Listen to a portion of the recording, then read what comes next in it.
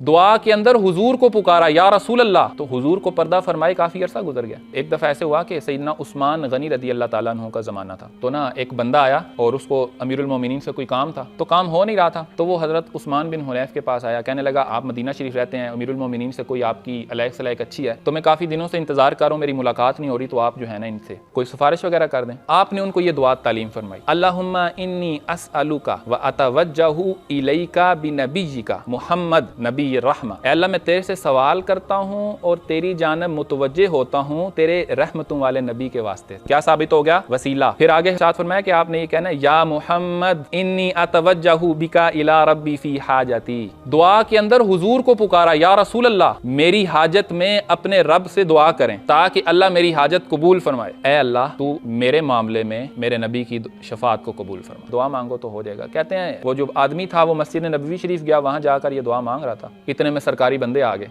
उन्होंने कहा अमीरुल मोमिनीन आपको बुला रहे हैं। वो अमीरुल मोमिनीन उनसे मुलाकात हुई, मुलाकात करने के बाद वो बंदा वापस डायरेक्ट शुक्रिया अदा करने आया कि आपने सिफारिश कर दी तो मेरा मामला होगा। उन्होंने बोला मैंने कोई सिफारिश नहीं की, वो मैंने किधर सिफारिश करनी थी, मैंने तो दरअसल तुम्हें दुआ सिखाई, तो ये उस दुआ की बरकत से तुम्हारा मामला हल हुआ है। तो हुजूर को पर्दा फरमाए काफी अरसा गुजर गया। हफ्तावार लेक्चर में शिरकत के लिए अपने करीबी बुरहानिया के सेंटर में तशरीफ लाएं। अल्लाह हमें अपने अकायद की इस्लाह की तौफीक अता फरमाए, आमीन।